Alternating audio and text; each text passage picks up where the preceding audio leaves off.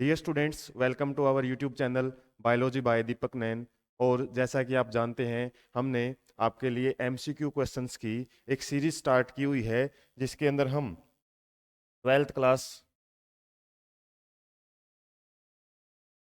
Class जो NCERT biology book है उसमें से हम स्पेशली क्या करते हैं, ट्वेल्थ बायोलॉजी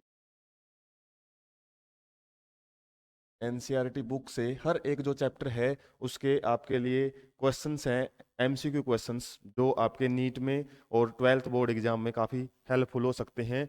उनकी सीरीज स्टार्ट की हुई है और इसके अंदर हम क्या करते हैं, अब तक हम 4 चैप्टर्स हैं ओल्ड एनसीईआरटी के बेस पे। यदि हम बात करें फर्स्ट 4 चैप्टर्स, या फिर हम बोल सकते हैं फर्स्ट जो यूनिट है, कंप्लीट यूनिट। यूनिट कौन सी है? Unit number 6। और वो कौन सी यूनिट है? रिप्रोडक्शन। तो रिप्रोडक्शन यूनिट को हमने कंप्लीट कर लिया है, 4 चैप्टर। और आज हमारी जो नेक्स्ट यूनिट है वो स्टार्ट कर रहे हैं हम। और जिसके अंदर जो चैप्टर है वो चैप्टर नंबर 5 रहेगा ओल्ड एनसीईआरटी के बेस पे। ओल्ड एनसीईआरटी के बेस पे, जबकि न्यू एनसीईआरटी के बेस पे ये आपका चैप्टर रहेगा चैप्टर 4, न्यू एनसीईआरटी के बेस। और जो यूनिट है वो हमारी नेक्स्ट यहाँ पे शुरू हो चुकी है, बेसिस ऑफ इनहेरिटेंस। और जिसके अंदर जो फर्स्ट चैप्टर रहेगा इस यूनिट का, या फिर हम चैप्टर वाइज देखें तो आप 4 और 5 आप उस हिसाब से अपनी पब्लिकेशन के हिसाब से ढूंढ सकते हैं बुक में। कई बच्चे पुरानी पब्लिकेशन रखते हैं तो उसमें 5th चैप्टर है, और वरना न्यू में 4 है। इसके बाद आपको इसमें क्या ध्यान रखना है, ये 2 चैप्टर रहेंगे, एक तो इनहेरिटेंस एंड वेरिएशन, और जबकि दूसरा रहेगा मोलिकुलर बेसिस ऑफ इनहेरिटेंस। तो मेनली ये हमारा क्या है, जो यूनिट है हेरिडिटी एंड इवोल्यूशन जो यूनिट रहेगी, इसके अंदर जो फर्स्ट 2 चैप्टर हैं वो हम मेनली किसके बारे में पढ़ते हैं? इनहेरिटेंस के बारे में। तो मेनली हमारा जो डिस्कशन है इनहेरिटेंस से रिलेटेड रहेगा फर्स्ट 2 चैप्टर्स में। और आज का जो चैप्टर हम शुरू कर रहे हैं इसमें आपके पार्ट रहेंगे, जो टोटल 3 रहेंगे। और फर्स्ट पार्ट में जो आज रहेगा उसमें हम 1 to 15 क्वेश्चंस डिस्कस करेंगे, 1 to 15 क्वेश्चंस। और उसके बाद सेकंड पार्ट में 16 to 30 क्वेश्चन रहेंगे, और फिर 31 to 45 क्वेश्चंस हम पार्ट थर्ड में डिस्कस करेंगे। और जैसा कि आज हम इस चैप्टर को शुरू करने जा रहे हैं, शुरुआत में एक इसका ओवरव्यू है वो जरूर समझ लेते हैं, ताकि आपको एक आइडिया लग जाए कि इस चैप्टर से क्या इंपॉर्टेंट है, कौन कौन से टॉपिक से आपके क्वेश्चन बन सकते हैं। ये चैप्टर में आपको मेनली इनहेरिटेंस की कुछ बेसिक्स के बारे में बताया हुआ है, और जिसके अंदर हम कुछ टर्म्स पढ़ते हैं, टर्मिनोलॉजी काफ़ी आ जाती हैं, जीन क्या है, एलील्स क्या हैं, heterozygous condition, homozygous condition, recessive dominance, ये चीज़ें क्या होती हैं वो टर्म्स आपको क्लियर होनी चाहिए। दूसरी बात, हम इसमें पढ़ते हैं मेंडल के बारे में, Mendel's law of genetics.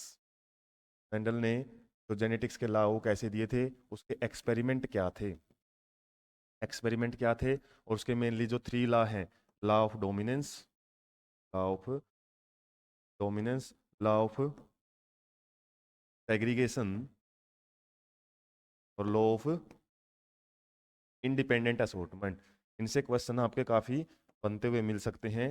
Dependent assortment, तो मेंडल के बारे में काफ़ी कुछ जानकारी इस यूनिट में दी हुई है, उसके एक्सपेरिमेंट के बारे में, और उसकी थोड़ी बहुत हिस्ट्री के बारे में कि वो सक्सेस कैसे हुआ या फिर नहीं हो पाया, क्या उसके रीजन थे सक्सेसफुल होने के। और फिर भी सक्सेसफुल एक्सपेरिमेंट में जरूर सक्सेसफुल रहा, लेकिन उसकी जो पब्लिकेशन है वो वर्ल्ड वाइड नहीं पब्लिश हो पाई। उसके क्या रीजन थे, कुछ बेसिक सी बातें हैं।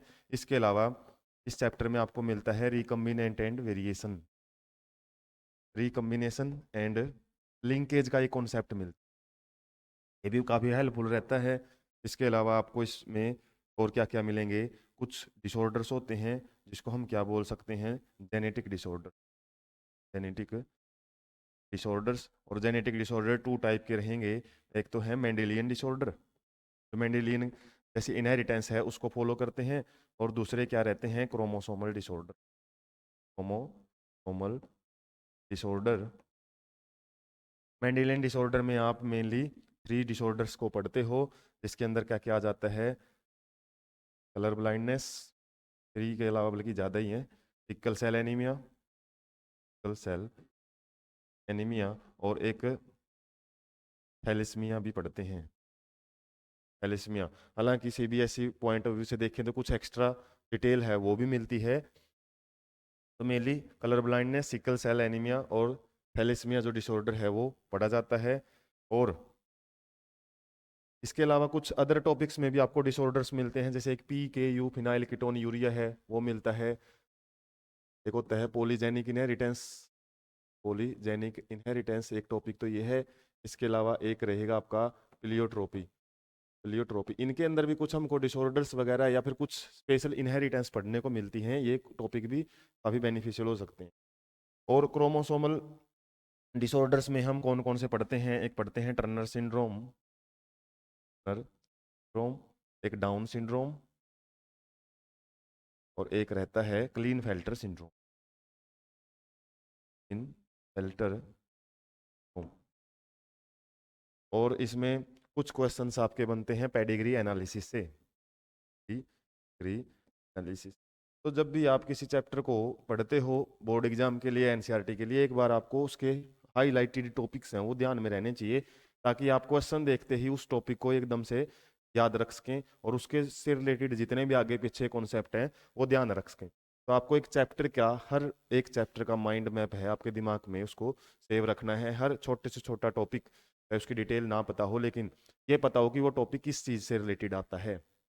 तो एनसीईआरटी में या फिर ज़्यादातर नीट में या बोर्ड में आप क्वेश्चंस में जनरली ये भी आइडिया से क्वेश्चन पूछे जाते हैं कि ये टॉपिक किससे बिलोंग करता है।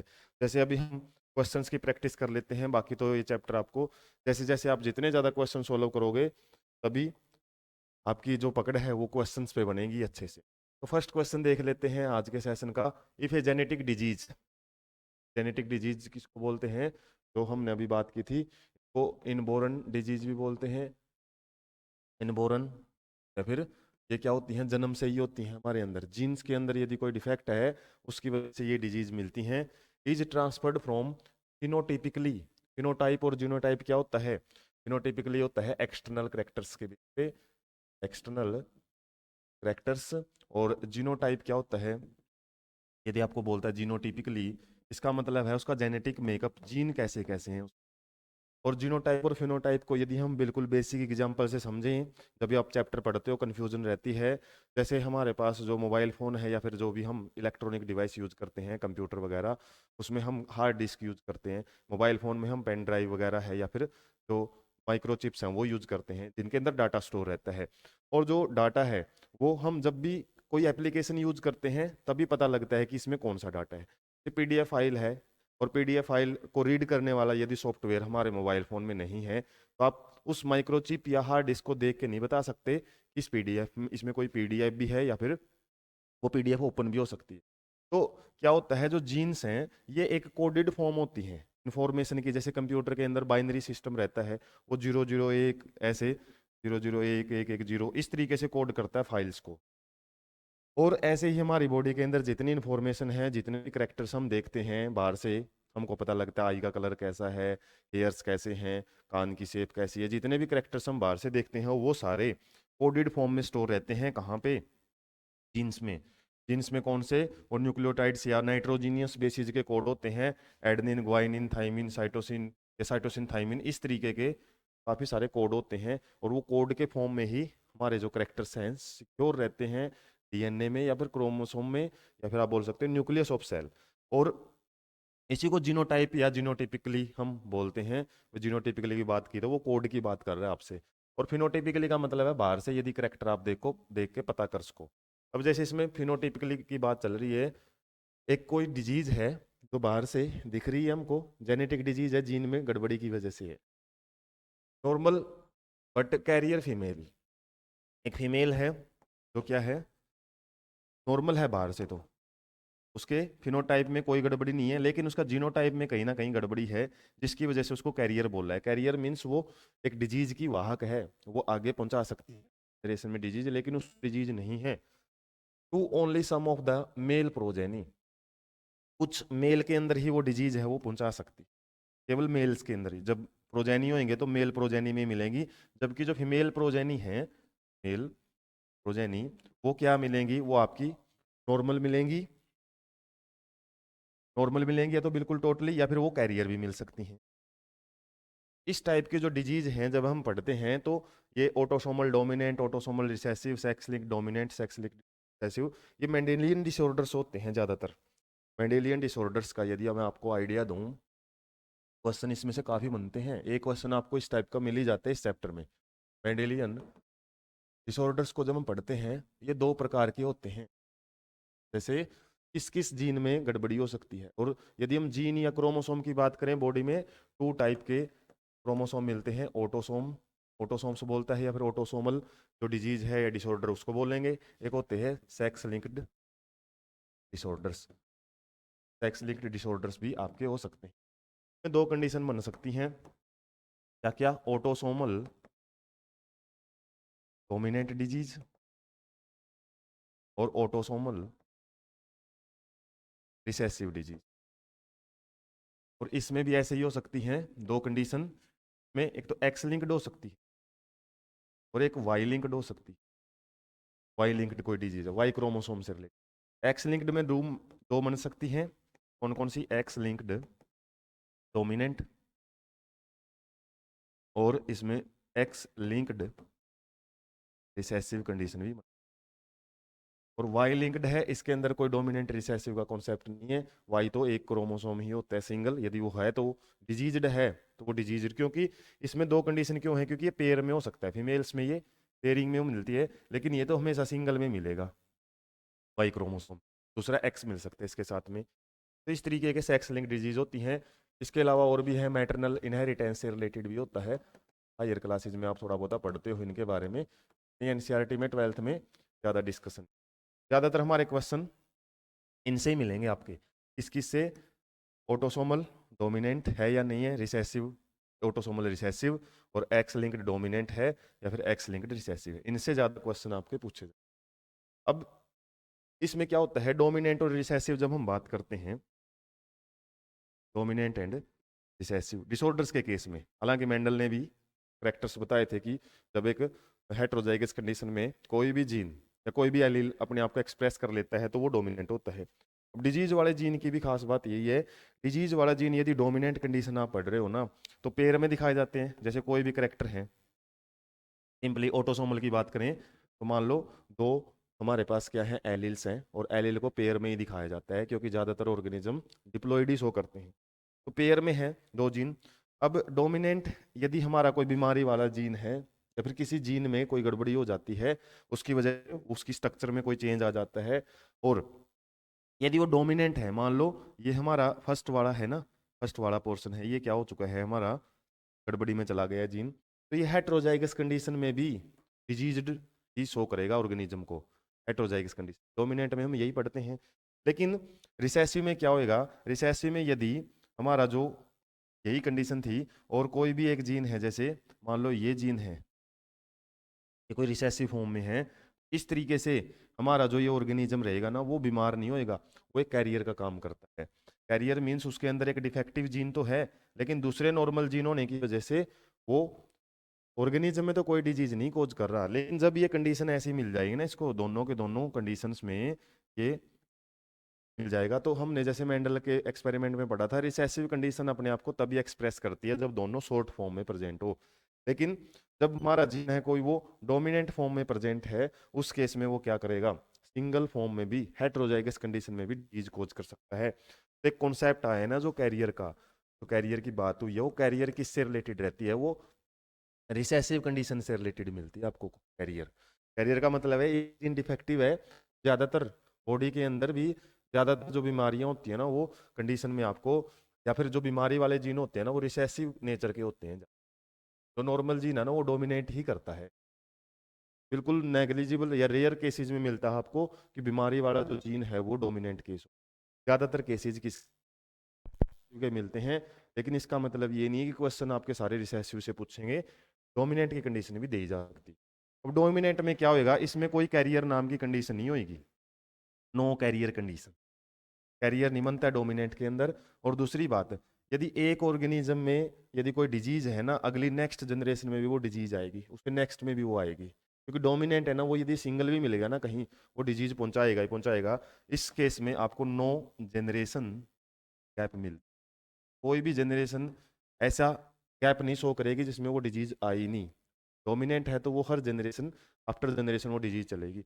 नॉर्मल वाले केस में आपको क्या मिलेगा, ये रिसेसिव वाली कंडीशन में जिसमें आप पढ़ते हो कैरियर नाम का कॉन्सेप्ट है ना, तो रट लो कि ये रिसेसिव कंडीशन में मिलता है, चाहे वो रिसेसिव यहाँ हो या यहाँ हो, एक्स लिंक्ड में हो या फिर नॉर्मली हमारी ऑटोसोमल में हो, तो वहाँ पे कैरियर का कॉन्सेप्ट आएगा।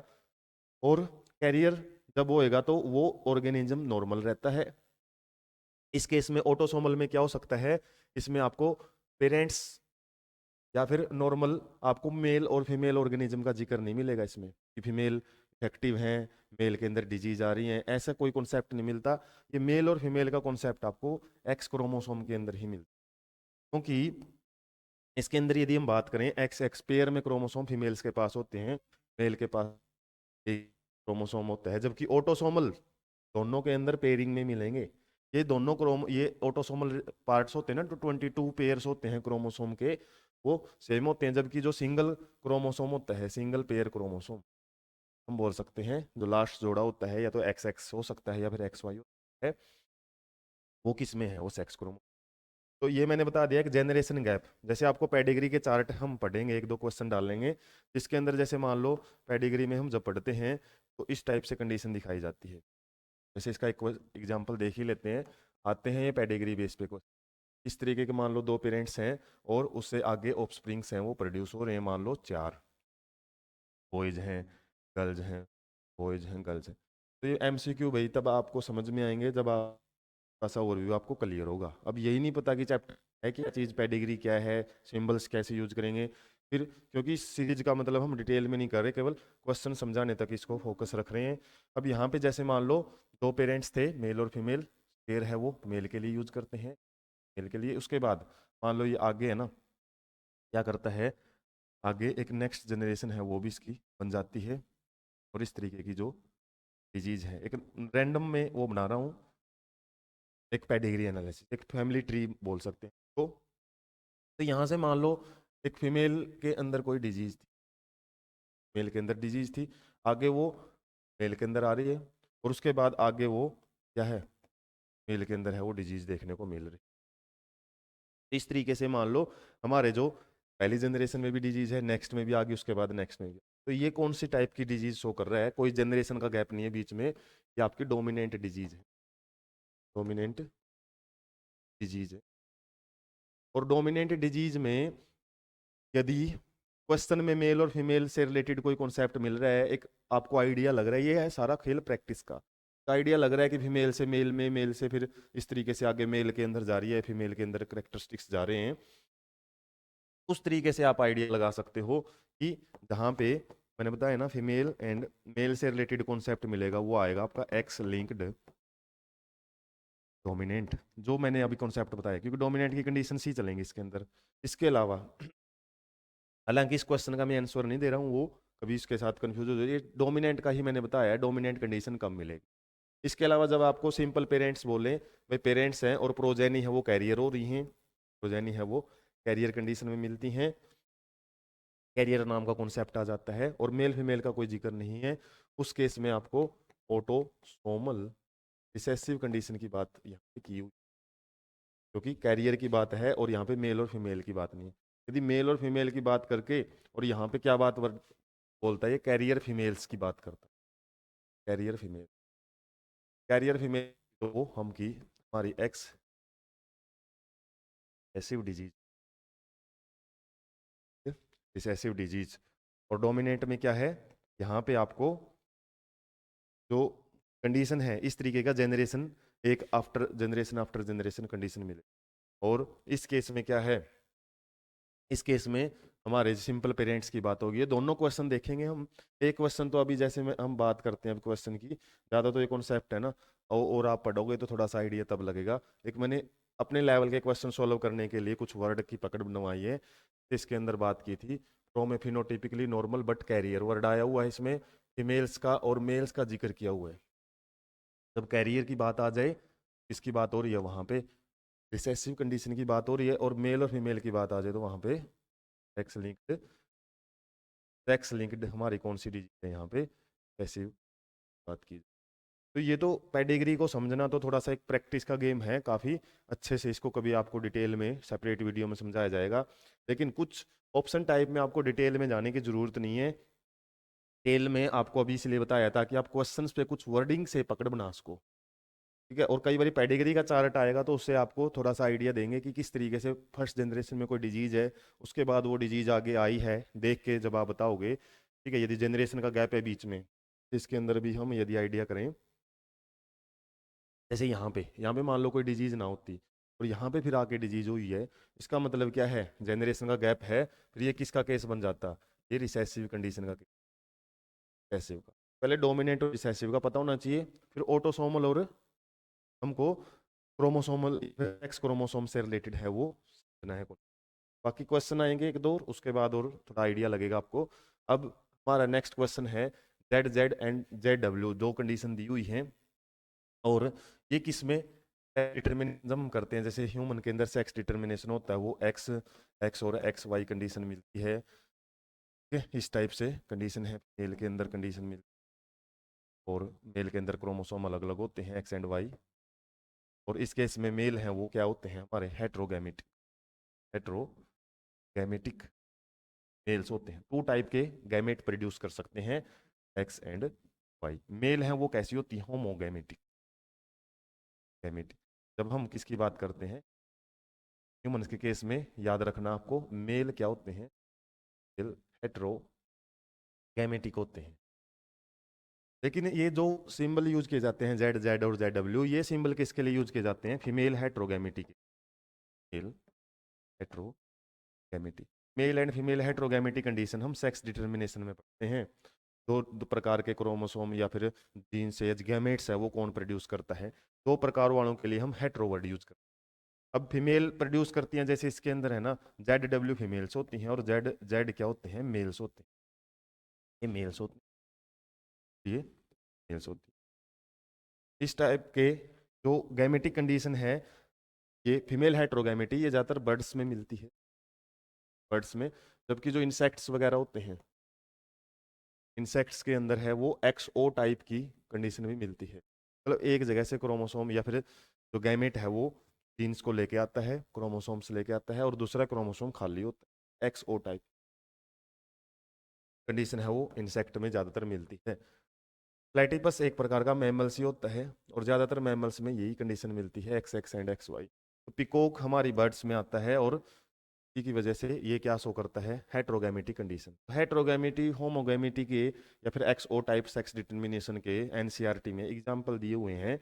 वो एग्जाम्पल एक एक दो दो एग्जाम्पल ही हैं, वो आपको अच्छे से समझ लेना है, उनसे रिलेटेड ही क्वेश्चन है, ये डायरेक्ट क्वेश्चन हम बोल सकते हैं। उसके बाद नेक्स्ट डाई हाइब्रिड क्रॉस, ये मेंडल के एक्सपेरिमेंट से रिलेटेड क्वेश्चन है।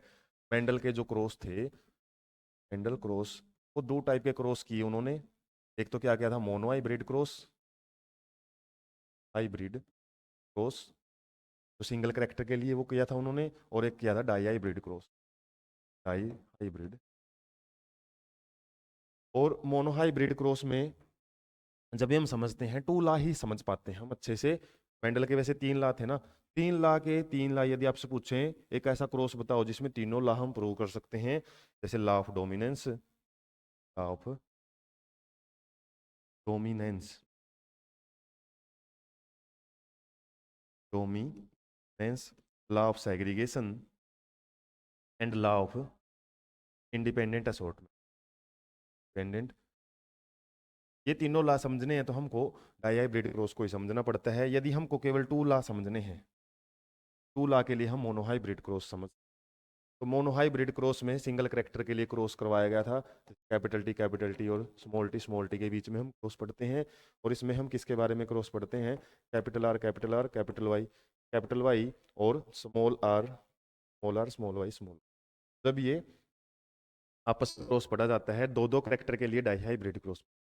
तो ये इंडिपेंडेंट असॉर्टमेंट का जो ला है ना, वो हम डाई हाइब्रिड क्रॉस से ही हैं। इसके अलावा law of dominance, law of segregation, purity of gametes जो होता है वो लॉ ऑफ सेग्रीगेशन, एक दूसरा वर्जन है, इसका दूसरा नाम है। तरीके के आपको ध्यान रखना है, डाई हाइब्रिड क्रॉस जो किया गया था इसका जो रेशियो आया था 9:3:3:1, वो करता है हमारा लॉ ऑफ इंडिपेंडेंट। तो रेशियो से भी रिलेटेड आपके क्वेश्चन बन सकते हैं, या फिर सिंपल इस टाइप की थ्योरेटिकल क्वेश्चन आपके वो भी आ सकते हैं। नेक्स्ट क्वेश्चन देख लेते हैं। ओकेजनली ए सिंगल जीन में express more than one effect. तो होता है पॉलीजेनिक इनहेरिटेंस। ये कुछ मिलते जुलते से टॉपिक में बताता हूँ आपको। पॉलीजेनिक इनहेरिटेंस होता है, और एक होता है प्लियोट्रोपी। प्लियोट्रोपी और एक होता है मल्टीपल एलिलिज्म। एलिलिज्म। और इसके अलावा कुछ और टॉपिक है, जैसे कोडोमिनेंस का टॉपिक भी हमारी बुक के अंदर मिलता है, और एक रहता है इनकम्प्लीट डोमिनेंस। कंप्लीट। इनका आपको थोड़ा थोड़ा आइडिया रहना चाहिए कि क्या बात है। Polygenic means many genes. Many genes code for a single character. एक करेक्टर के लिए काफी सारे जीन्स हैं वो कोड करते हैं। पॉलीजेनिक इनहेरिटेंस का सबसे अच्छा एग्जांपल है स्किन कलर। ह्यूमन का जो स्किन कलर है ना, एक ग्रेडेशन मिलती है। कलर है ना, वो ये नहीं है कि टोटली डार्क है या टोटली ब्राउन है। इसके अलावा बीच में काफी सारी वेरिएशंस मिलती हैं। तो काफी सारी वेरिएशंस का मतलब क्या है, यहाँ पे क्वांटिटेटिव इफेक्ट शो करता है जीन। कितने जीन डोमिनेंट है, कितने रिसेसिव हैं, उस बेस पे यहाँ पे आपको एक ग्रेडिएशन मिलता है। और इसमें मेनली ये 3 जीन्स के द्वारा कोड किया जाता है। मैक्सिमम हम पढ़ते हैं 2 जीन्स की डिटेल। तो 2 जीन्स के द्वारा यदि कोई करेक्टर है वो कोड किया, 2 एलील के द्वारा, 2 एलील के द्वारा। और अब यहाँ पे poly means many genes participate करते हैं एक सिंगल करेक्टर के लिए। प्लियोट्रोपी इसका उल्टा है। इसमें क्या है, एक सिंगल जीन है ना, one gene can code for more than one character. एक करेक्टर से ज्यादा है वो कंडीशन है प्लियोट्रोपी का है। जैसे एक जो जेनेटिक डिसऑर्डर हम PKU पढ़ते हैं, PKU फिनाइल कीटोन यूरिया, एक डिजीज होती है जिसके अंदर एक एंजाइम की कमी हो जाती है हमारी बॉडी में। और उस एंजाइम की वजह से एक अमाइनो एसिड है वो बढ़ जाता है। वो क्या करता है, अमाइनो एसिड को एक को दूसरी फॉर्म में बदलता है, फिनाइल एलेनिन को टायरोसिन में बदलता है। अब यदि ये एंजाइम कम हो जाता है, उसकी वजह से फिनाइल एलेनिन बढ़ता है बॉडी में, और वो कई जगह डिसऑर्डर कोज करता है। कई सिम्टम्स आते हैं, मेंटल रिटार्डेशन हो जाती है, यूरिन के अंदर है जो फिनाइल एलेनिन है वो ज़्यादा आ जाता है, ब्लड में उसकी अमाउंट बढ़ जाती है। तो काफ़ी सारे करेक्टर शो करता है एक सिंगल जीन में डिफेक्ट। तो उसी चीज़ को हम क्या बोलते हैं, प्लियोट्रोपी। मल्टीपल एलिलिज्म क्या होता है, एक जीन की कई फॉर्म मिलना। जीन हमारा सिंगल है, एलिल उसके कई हो सकते हैं। जैसे ABO, हमारा जो ब्लड ग्रुप है ABO सिस्टम हम पढ़ते हैं, जीन 3 टाइप के होते हैं। वैसे तो हम ज़्यादातर पेयर में दिखाते हैं, capital T small T small T, लेकिन कई बार इनको कई कई जीन के रूप में दिखाया जाता है। तो मल्टीपल एलिलिज्म, ये तो जीन जात कई थे, फॉर्म तो इनकी दो दो थी, लेकिन ये क्या है, एक ही जीन की एलील है। दोनों में डिफरेंस है पॉलीजेनिक में तो जीन ही अलग अलग हैं और इनकी फॉर्म दो दो हैं आगे। और इसमें क्या है, इसमें एक ही जीन की फॉर्म 3 3 है, एलील 3 3 है इसके। इसको मल्टीपल एलिलिज्म बोलते हैं। सबसे बेस्ट एग्जांपल ABO है। इसके अलावा कोडोमिनेंस है, हमारा AB ब्लड ग्रुप है वो कोडोमिनेंस को ABO यदि नाम आ जाता है तो वो O है, वो रिसेसिव, उसको हम इसमें नहीं इंक्लूड कर सकते। ये आपसे कई बार क्वेश्चंस में खेल कर सकता है ऐसे कि कोडोमिनेंस का एग्जांपल पूछा है और ए बी दिया हुआ है उसने, और कई बार ये आपसे समझने के लिए ABO भी दे दिया, तो आप कंफ्यूज हो गए और आप सोचोगे भाई हमने तो ABO पढ़ा हुआ है, उसको ज्यादा टिक कर देते हो। AB ब्लड ग्रुप है वो कोडोमिनेंस शो करता है, क्योंकि जब ये दोनों इकट्ठे आ जाते हैं ना, दोनों इक्वल करेक्टर वो शो करते हैं। तो यहाँ पे आपको ABO यदि आ जाए वो मल्टीपल एलिलिज्म को ज्यादा शो करता है। इनकम्प्लीट डोमिनेंस में हम ड्रैगन फ्लावर को पढ़ते हैं कि रेड कलर के फ्लावर हैं व्हाइट के साथ, तो उनको क्रॉस करवाते हैं तो पिंक कलर के फ्लावर प्रोड्यूस होते हैं। और इसके अंदर एक रेशियो है सबसे इंपॉर्टेंट, 1:2:1। ये जीनोटिपिक रेशियो भी यही है और फिनोटिपिक रेशियो भी यही रहता है। तो यहाँ पे एक सिंगल जीन के कई इफेक्ट हैं, वो जब देखने को क्या है, सिंगल जीन में express more than one effect, एक से ज्यादा इफेक्ट शो करेगा। तो अभी हमने बात की थी क्या है वो, प्लियोट्रोपी कंडीशन। मल्टीपल एलिज्म बता दिया, पॉलीजेनिक। और मोजाइकिज्म। मोजाइकिज्म का मतलब क्या होता है, जब कुछ सेल्स के पास अलग टाइप का जेनेटिक मेकअप हो, अलग टाइप का जेनेटिक मेकअप, ऐसा लगता है कि वो कई अदर स्पीसीज के भी कॉम्बिनेशन लिए हुए हैं। हालांकि ये NCERT में अपनी 12th लेवल की बात नहीं है, तो वैसे ही आप सर्च करके थोड़ा सा आइडिया ले सकते हो कि ऑप्शन में यदि कोई वर्ड आपका ऐसा रह जाए ना, अगले क्वेश्चन बना सकते हैं। जैसे ये क्वेश्चन बना सकते थे, इसलिए मैंने इनको तो समझा दिया। प्लियोट्रोपी तो हालांकि बता ही दी हो जाएगी जब कोई ऐसा एनसीईआरटी में एक्सप्लेनेशन नहीं है। अब हम समझ लेते हैं next question. Which characters was dominate among 7 characters? Mendel ने जो एक्सपेरिमेंट किए थे वो 7 करेक्टर उन्होंने पढ़े थे, और मेंडल के 7 करेक्टर्स वो ये हैं, जिसके अंदर 2 करेक्टर किससे रिलेटेड थे? सीड से। 2 करेक्टर थे पोड से। 2 करेक्टर किससे से? फ्लावर से। और सिंगल करेक्टर किससे था? हाइट से। पेयरिंग में आप याद रख सकते हो। और यदि कलर की बात करें, आपसे कलर वाले करेक्टर पूछे, ये क्वेश्चन ऑप्शन टाइप में ज्यादा बन सकता है। कलर की बात करें तो ये कलर वाला हमारा करेक्टर है, उसके बाद कलर का करेक्टर ये है, और एक कलर का करेक्टर है ये। यदि कलर से रिलेटेड उनके करेक्टर पूछे आपसे, 3 करेक्टर्स ऐसे थे जो उन्होंने कलर से रिलेटेड पढ़े थे। सीड से रिलेटेड हैं 2 करेक्टर, बाकी इस तरीके के आपको ध्यान है रखना है। इसके अलावा इनमें आपसे पूछा जाता है डोमिनेंट करेक्टर कौन से थे, रिसेसिव कौन। तो डोमिनेंट करेक्टर मैं ऊपर लिख रहा हूँ, डोमिनेंट ट्रेट है जो, रिसेसिव ट्रेट है वो आपके यहाँ पे नीचे लिख। यदि हम सीड शेप की बात करें, राउंड है वो डोमिनेंट, ये तो 10th में ही पढ़ लेते हैं हम, बिल्कुल बेसिक्स है, ये ज़्यादा कंफ्यूज नहीं करेंगी आपको चीज़ें, क्योंकि यहाँ तक आप 10th में पढ़ लेते हो ये और ये वाली चीज़ें। यूज करती हैं आपको ये बीच वाली बच गई है जो, जैसे पोड है, फली की जो शेप है वो फ्लैटेंड जो शेप होएगी वो डोमिनेट रहती है, और कॉन्स्ट्रिक्टेड है वो रिसेसिव कंडीशन। ग्रीन कलर, अब इसका उल्टा है सीड का, यदि आपको याद है ना, सीड का कलर ग्रीन है वो रिसेसिव है, पोड का उल्टा है, पोड का ग्रीन डोमिनेंट है और येलो रिसेसिव आती है। इसी तरीके से फ्लावर है, पर्पल कलर का जो फ्लावर है वो डोमिनेट करेगा, वाइट है वो रिसेसिव है। और एक्जियल पोजिशन मीन्स किनारों पे जो फ्लावर्स होते हैं टिप पे नहीं है, वो आपकी डोमिनेंट कंडीशन शो करते हैं, जबकि टर्मिनल पोजिशन पे फ्लावर है तो वो आपका रिसेसिव, टिप पे फ्लावर है रिसेसिव। तो एक हिसाब से ये हम रेसमोज और साइमोज जब पढ़ते हैं 11th क्लास में, वहाँ पे भी देखा जाता है कि फ्लावर यदि टिप पे आ गया ना, प्लांट की ग्रोथ ही रुक जाती है, वो आगे बढ़ ही नहीं सकता, इसलिए एक्जियल को ज़्यादा बढ़ावा दिया जाता है। इस तरीके के 7 करेक्टर का एक बेसिक आइडिया आपको याद रखना है। क्वेश्चन आपसे कैसे पूछा जा सकता है, जैसे इसमें पूछा हुआ है कौन सा करेक्टर डोमिनेट था 7 करेक्टर्स में। और 7 की बात करें तो इसमें हमने प्लांट की हाइट पढ़ी है ना, ड्वार्फ क्या है? रिसेसिव है। फ्लावर की पोजिशन है टर्मिनल भी रिसेसिव। पोड का कलर है वो ग्रीन क्या है? ग्रीन क्या है यहाँ पे? हम बात करें डोमिनेंट है। और यदि सीड कलर बात करें तो सीड कलर ग्रीन क्या है? ये रिसेसिव। ये सारे क्या थे? रिसेसिव कंडीशन थी। और डोमिनेंट आपसे पूछा है तो डोमिनेंट पोड का कलर ग्रीन डोमिनेंट है, जबकि येलो रिसेसिव होता है। नेक्स्ट देख लेते हैं अगला क्वेश्चन के बाद। A man has enlarged breast sparse hairs on the body and sex complement as XXY। XXY condition है, मतलब बोल सकते हैं एक प्रकार की ट्राइसोमी कंडीशन शो की जा रही है एक्स क्रोमोसोम। क्रोमोसोम में एक क्रोमोसोम, ट्राइसोमी मतलब होता है एक एक्स्ट्रा आ गया क्रोमोसोम, जैसे मान लो XY होना चाहिए था लेकिन XXY कंडीशन आ गई, एक एक्स एक्स्ट्रा आ गया है, 3 क्रोमोसोम देखे गए। तो ये जो ट्राइसोमी कंडीशन जब होती है, वाई भी है इसके अंदर, तो जाहिर सी बात है मेलनेस भी मिलेगी। मेलनेस है, ये मेल ही होते हैं ठीक। और कैसे मेल हैं?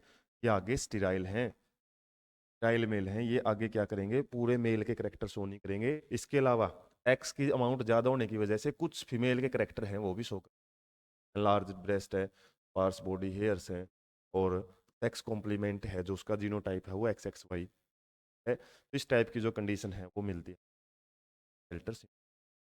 डाउन सिंड्रोम में भी ट्राइसोमी होती है 21st क्रोमोसोम में। 21st जो क्रोमोसोम है, और कौन सा क्रोमोसोम होता है? ये ऑटोसोम, जो सेम होते हैं दोनों में, उसमें ट्राइसोमी ट्राइसोमी डाउन सिंड्रोम में। जबकि टर्नर सिंड्रोम में आपको XO कंडीशन मिलती है। XO का मतलब है एक जीन अब्सेंट है, 0 है O का मतलब। और इसके अंदर क्या मिलते हैं आपको? Sterile females, sterile female. Male के करेक्टर ज़्यादा दिखाई देते हैं, लेकिन कुछ करेक्टर मेल के भी आ जाते हैं, या फिर फीमेल के प्रॉपर करेक्टर वो नहीं शो करेगी। एडवार सिंड्रोम है, ये 18 नंबर का जो क्रोमोसोम है, ये भी ऑटोसोम होता है, इसमें ट्राइसोमी। तो ये याद रखना, ये ट्राइसोमी के एग्जाम्पल थे। टर्नर सिंड्रोम है ना, इसको हम बोलते हैं मोनोसोमी। नेक्स्ट क्वेश्चन है मैच द टर्म्स और ये कॉलम वाले जो क्वेश्चन होते हैं ये आपके सबसे ज़्यादा स्कोरिंग क्वेश्चन रहते हैं। हालांकि हम इससे वैसे ही कॉलम देख के कंफ्यूज जरूर हो जाते हैं, डर जाते हैं, भाई बहुत बड़ा क्वेश्चन आपसे पूछ लिया, लेकिन ये आपके सबसे कम टाइम में भी सॉल्व हो सकते हैं। कुछ ट्रिक आप इसमें यदि ध्यान रखते हो।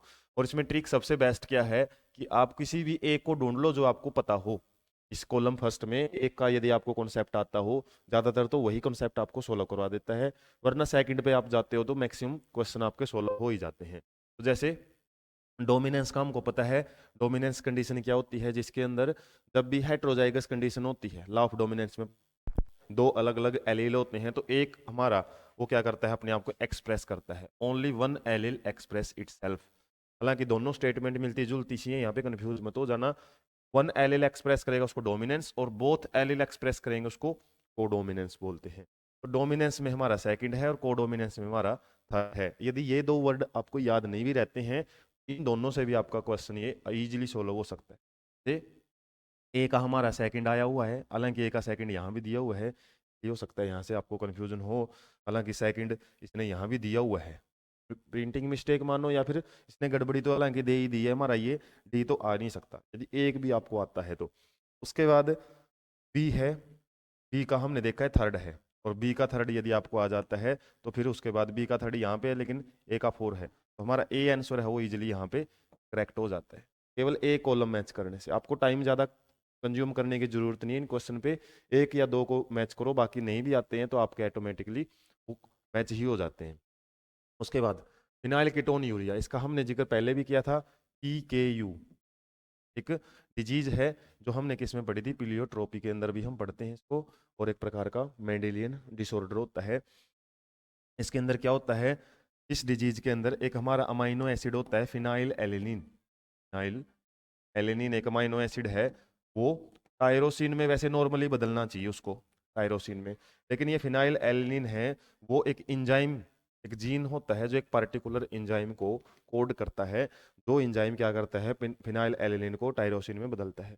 फिनाइल एलेनिन हाइड्रोक्सिलेज कुछ ऐसा इंजाइम होता है वो, और इस इंजाइम की जीन में यदि गड़बड़ है तो वो इंजाइम नहीं बनता है, इंजाइम क्या होएगा वो नॉट फॉर्म, और यदि बन भी गया तो वो क्या होता है डिसफंक्शनल, फंक्शन नहीं करता, जिसकी वजह से हमारा फिनाइल एलेनिन है वो टायरोसिन में नहीं बदल पाता, और ये फिनाइल एलेनिन है वो बहुत ज्यादा मात्रा में इकट्ठा होता रहता है, और इस इकट्ठे होने की वजह से कुछ सिम्टम्स हैं बॉडी में या कुछ अलग अलग डिजीज हैं वो मिलती हैं।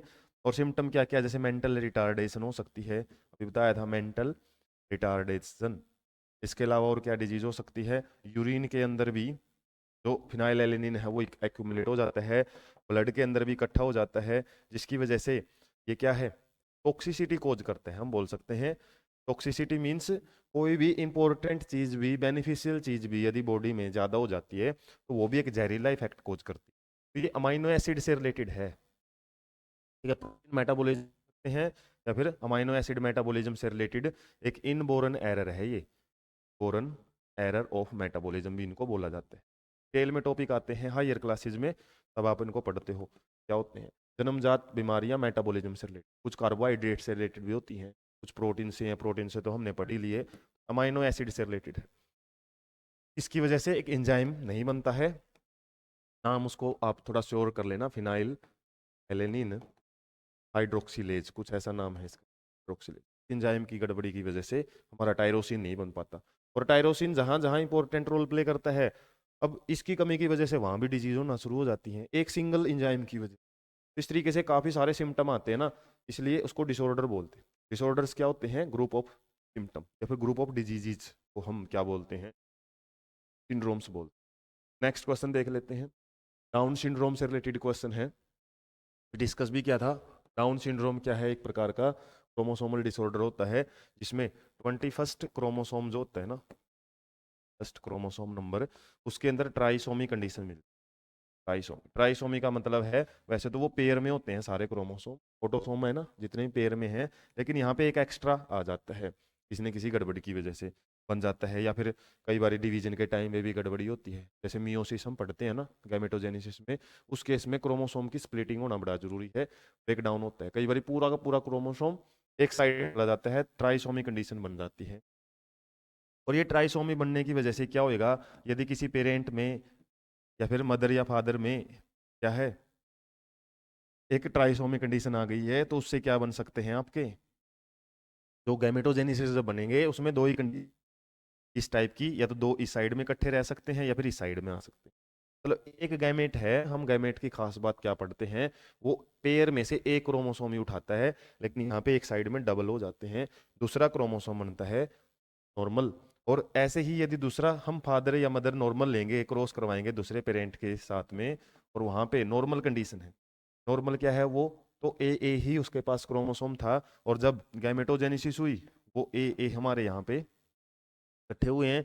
उसके बाद जब ये क्रॉसिंग होगी या फर्टिलाइजेशन होगा, तो उसके बाद क्या होएगा, यहाँ पे एक क्रॉसिंग इसके साथ होगी, कैपिटल ए और एक नॉर्मल आया इसके साथ, और ये जब इसके साथ क्रॉसिंग करेगा तो कैपिटल ए और एक आएगा नॉर्मल। और उसके बाद ये क्या करेगा, ये यदि इसके साथ क्रॉसिंग करेगा तो एक हमारा इस साइड से आया है, साइड से, और ऐसे ही ये इसके साथ भी क्रॉसिंग करेगा तो ऐसी कंडीशन। कहने का मतलब ये नॉर्मल है, डिप्लॉयड सेट है, पेयर में होते ही है क्रोमोसोम, ये भी नॉर्मल है, लेकिन ये क्या है, ये ट्राइसोमी कंडीशन वापस बनी। चार में से दो हमारे क्या है, ट्राइसोमिक बने हैं, मतलब टोटल में से हाफ कंडीशन है ट्राइसोमिया, मतलब 50% ट्राइसोमिया, 50% नॉर्मल है। और ये मेल और फीमेल से मतलब नहीं है, यहाँ पे तो ऑटोसोमल क्रोमोसोम के अंदर डिसऑर्डर होता है, इसलिए इसमें फीमेल कैरियर हो या फिर फीमेल इफेक्टिव हो या फिर मेल इफेक्टिव हो, से कोई फर्क नहीं पड़ेगा, डिजीज अगली जनरेशन में जाएगी। तो इसका मतलब क्या है, ये ऑटोसोमल डिसऑर्डर है, रिसेसिव टाइप का डिसऑर्डर में आता है। और हम यदि इसकी बात करें तो ये 50% वाला आंसर है वो हमारा ठीक हो जाएगा यहाँ पे। नेक्स्ट क्वेश्चन देख लेते हैं, वीडियो लेंथ ही जरूर होगी ये, क्योंकि चैप्टर ही ऐसा है, ये कॉन्सेप्ट थोड़े क्लियर होने चाहिए इसके। डायरेक्ट क्वेश्चन में थोड़ा सेक्स लिंक्ड डिजीज आपसे पूछी हुई है, और जैसे ऑटोसोमल रिसेसिव डिजीज भी है हमारी बुक के अंदर, ऑटोसोमल नाम जरूर याद रख लेना, डिजीज के साथ में कौन से टाइप का डिसऑर्डर है।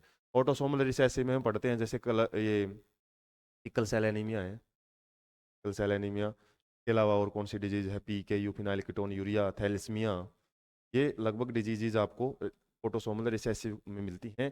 सेक्स लिंक्ड डिजीज है वो कलर ब्लाइंडनेस ही है लगभग हमारी बुक के अंदर।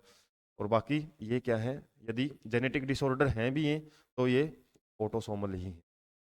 ऑटोसोमल का मतलब क्या है, वो एक पेरेंट के अंदर है ना, मेल और फीमेल कोई मतलब नहीं है, दूसरी वो नेक्स्ट जनरेशन में वो डिसऑर्डर मिलता ही है। तो डायरेक्ट क्वेश्चन था, all genes located on same chromosome, और लिंकेज वाले टॉपिक से क्वेश्चन है।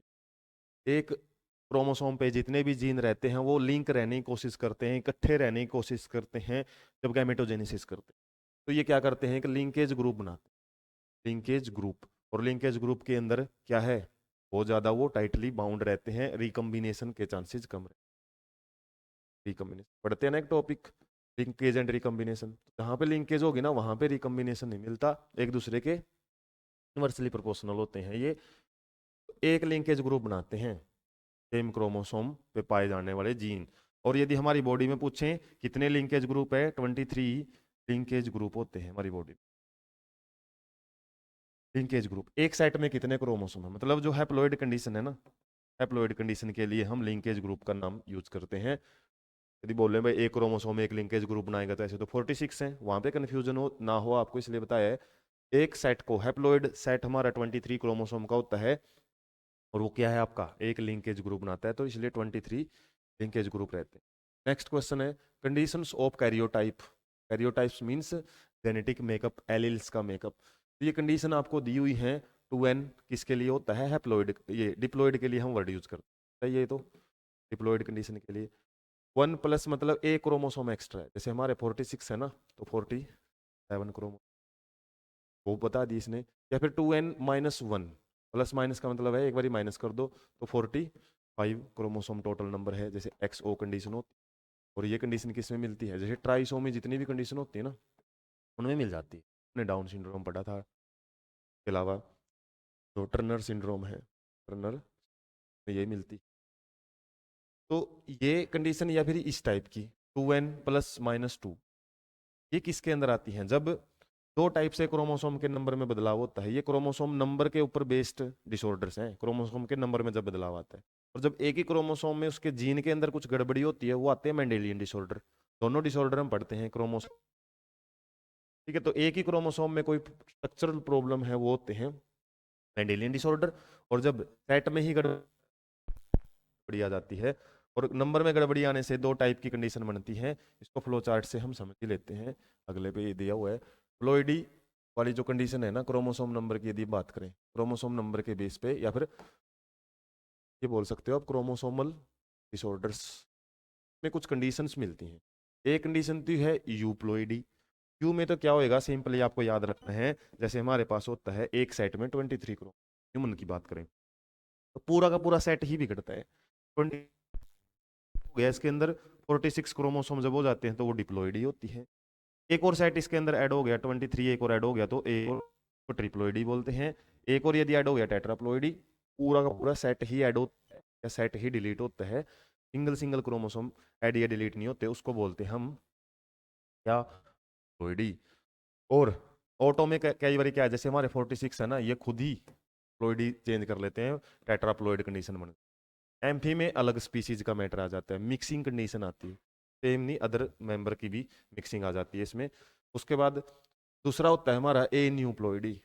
दूसरा है ये ए न्यूप्लोइडी। इसमें क्या है, या तो क्रोमोसोम नंबर में एक या दो का क्या होएगा, आपको एडिशन होएगा, एडिशन प्लस होएगा, जैसे 47 वाली बात हमने की। और और इसमें क्या है, इसको हाइपर, हाइपर मतलब ज्यादा, एक क्रोमोसोम ज्यादा। हाइपो मतलब एक क्रोमोसोम कम हो जाता है, इसमें माइनस हो जाता है। माइनस में जैसे हमने मोनोसोमी कंडीशन हम ज्यादातर पढ़ते हैं, और जब ऐड हो जाता है उसके लिए हम ट्राइसोमी कंडीशन ज्यादा पढ़ते हैं, ठीक है। और यदि दो ऐड हो जाते हैं तो उसको टेट्रासोमी बोल देते हैं। और यदि दो दो बार ऐड हो जाते हैं तो उसको हम डबल टेट्रासोमी बोलते हैं। और ऐसे ही वन वन ऐड हो जाते हैं दो, वन वन बोलोगे तो ये तो टू प्लस ऐसे लिख सकते हैं। ये ऐसे नहीं लिख सकते, टेट्रासोमी कंडीशन नहीं है, ये रहती है आपकी डबल ट्राइसोमी, डबल ट्राइसोमी बोलते हैं।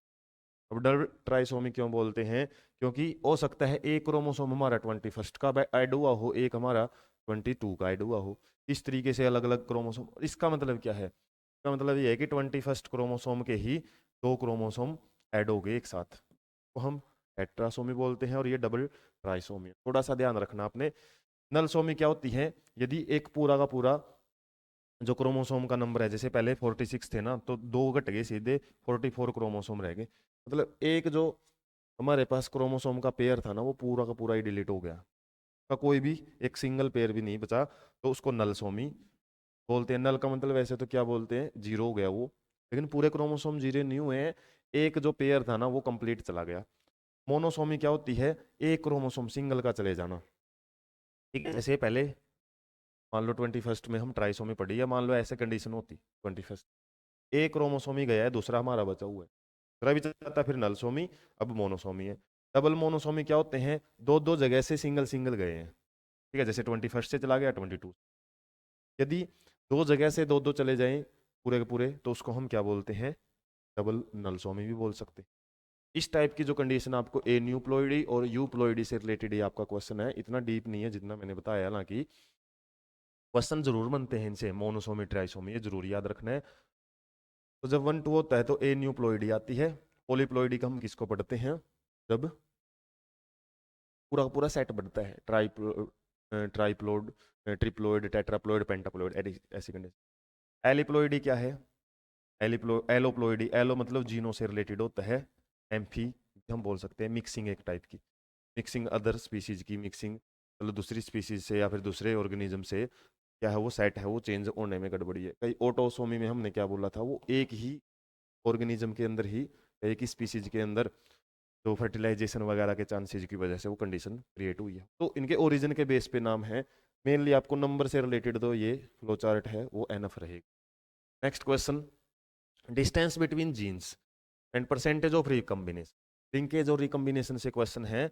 जब जितनी ज़्यादा डिस्टेंस होएगी ना, इसका तो एक डायग्राम भी अपनी एनसीईआरटी बुक में दिया हुआ है पूरे पेज के ऊपर, और वो कंफ्यूजन रहता है। और उसमें एक साइड का लिंकेज का दिया हुआ है, एक साइड रिकम्बिनेशन का दिया हुआ है।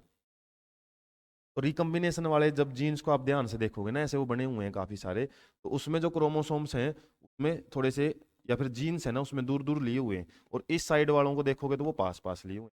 लिंकेज वालों के क्या है, जितने पास होंगे ना उतने ज्यादा रिकम्बिनेशन कम होंगे, जितने दूर होंगे, जितना ज्यादा डिस्टेंस होएगा उतने ज्यादा रिकम्बिनेशन देखा जाए, क्योंकि इसमें रिकम्बिनेशन हम देखते हैं अच्छा खासा रिकम्बिनेशन मिलता है। वो रेशो दिए हुए ना, इसमें तो जैसे 98 पॉइंट कुछ हैं वो हमारे पेरेंटल हैं, और 1.3 कुछ ऐसे हैं, मतलब ये आंकड़ा बहुत ज़्यादा है लिंकेज वाले का। और इसमें क्या है, इसमें 62 या फिर 37 कुछ ऐसे ऑर्डर हैं, तो लगभग अच्छा खासा वो हमको पेरेंटल है वो काफ़ी कम हो चुके हैं, और रिकम्बिनेशन वाला रेशियो है ना वो काफ़ी बढ़ा हुआ मिलता है। इसकी वजह से इस डायग्राम में जो आपके एनसीईआरटी में समझाएंगे उसको भी डिटेल में, तो वो क्या है, कभी क्वेश्चन बनाता उससे रिलेटेड। अब जितना ज़्यादा गैप है उतने ज़्यादा रिकम्बिनेशन का रेशियो है वो बढ़ा हुआ मिलता है।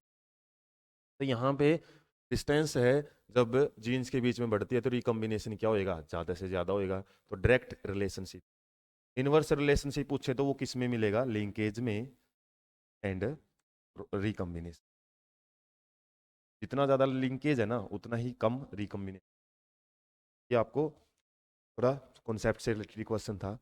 ये क्वेश्चन और फर्स्ट क्वेश्चन हालांकि ये रिपीट हो चुके थे, लेकिन आपके लिए इसको चेंज कर दिया है। भाई जैसे फर्स्ट क्वेश्चन था हमने देखा था वो ऑटोसोमल रिसेसिव डिसऑर्डर, और इसमें वहाँ पे मेल और फीमेल का कौन सा और कैरियर नाम की बात है, कैरियर नाम का वर्ड है वो पढ़ा हुआ था। कैरियर का वर्ड था वो किसके लिए आता था, ज्यादातर रिसेसिव कंडीशन के लिए आता था, डोमिनेंट में कोई कैरियर नाम की चीज मिलती।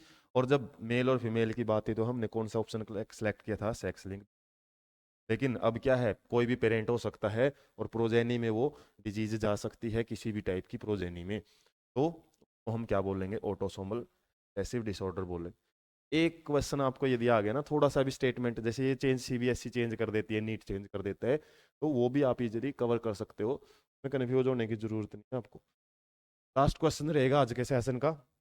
वीडियो काफी लेंथी चल रही है, लेकिन कॉन्सेप्ट आपको क्लियर करवाए हैं ताकि आगे के जो पार्ट है ना वो जल्दी कवर हो जाएंगे फिर इस चीज। In sickle cell anaemia glutamic acid is replaced by valine, which of the following triplet codes of valine. तो ये एनसीईआरटी के अंदर एक डायग्राम है, और ये डायग्राम आपके एनसीईआरटी में देख सकते हो, ऐसा डायग्राम आपको मिलेगा। इसमें क्या है, एक साइड हमारी जो आरबीसी है, ब्लड के अंदर आरबीसी कैसी होती है, डिस्क शेप्ड होती हैं। सिकल सेल में ये कैसी हो जाती है, नुकीली हो जाती हैं। तो इनके नॉर्मल केस में हमारा जो एच बी जीन होता है ना, जीन में किस फॉर्म में होते हैं वो, इस फॉर्म में, जो ग्वाइनिन है, एडमिन है, ग्वाइनिन है, इस तरीके का कोड होता है। तो नॉर्मल जीन में जो हमारा कोडोन होना चाहिए, ट्रिपलेट फॉर्म होनी चाहिए, मतलब जैसे कोड बताया था ना आपको शुरुआत में, वो कोड इस फॉर्म में रहते हैं, जैसे जी ए, ये नॉर्मल जीन पे होना चाहिए। और इसका कॉम्प्लीमेंट्री जो डीएनए जैसे पेयर में होता है, तो उसका जो कोडिंग स्ट्रैंड है वो क्या होनी चाहिए, सी। इससे जो एमआरएनए बनेगा, किससे, ट्रांसक्रिप्शन से जो एमआरएनए बनता है उसका कोड क्या होना चाहिए, जी, अपोजिट होते हैं। तो इस तरीके से जो हमारा नॉर्मल जीन है वो क्या कोड लिए हुए, जी, और जो एमआरएनए बना है वो भी जी बना है। इसका मतलब ये कोडिंग स्ट्रैंड होती है। कोडिंग, जो स्ट्रैंड को देख के हम एमआरएनए का पता लगा लें आएंगे कोडिंग स्ट्रैंड, टेम्पलेट स्ट्रैंड क्या है, और जिसको पढ़ के इस जीन को, सीटीसी को पढ़ के क्या बनाया जाता है, एमआरएनए बनाया जाता है। ये टेम्पलेट स्ट्रैंड का काम करती है, टेम्पलेट स्ट्रैंड। इसी के ऊपर जो आरएनए पॉलीमरेज एंजाइम बाइंड करके आरएनए जब बनाएगा ना, उसमें हमारा एक जी, ये वर्ड याद रखने हैं आपको। भाई पूछ लिया जाता है टेम्पलेट स्ट्रैंड में कौन सा कोड होएगा, टेम्पलेट में सीटीसी होएगा, इससे एमआरएनए में क्या कोड होता है, जी होता है। इसमें से एक क्वेश्चन आपको मिलेगा ही मिलेगा कभी ना कभी जरूर। और इस जी से हमारा क्या कोड होता है, ग्लूटामिक एसिड, यही बात बोली हुई है इसने। जो ग्लूटामिक एसिड है ना वो किससे होता है, ये ग्लूटामिक एसिड की बात इसमें क्यों, ये ग्लूटामिक एसिड से किससे बनता है, जी से। जबकि सिकल सेल के केस में क्या है, एक छोटी सी गड़बड़ी आ जाती है, जो यहाँ पे सी आ जाता है, मतलब T is replaced bye A.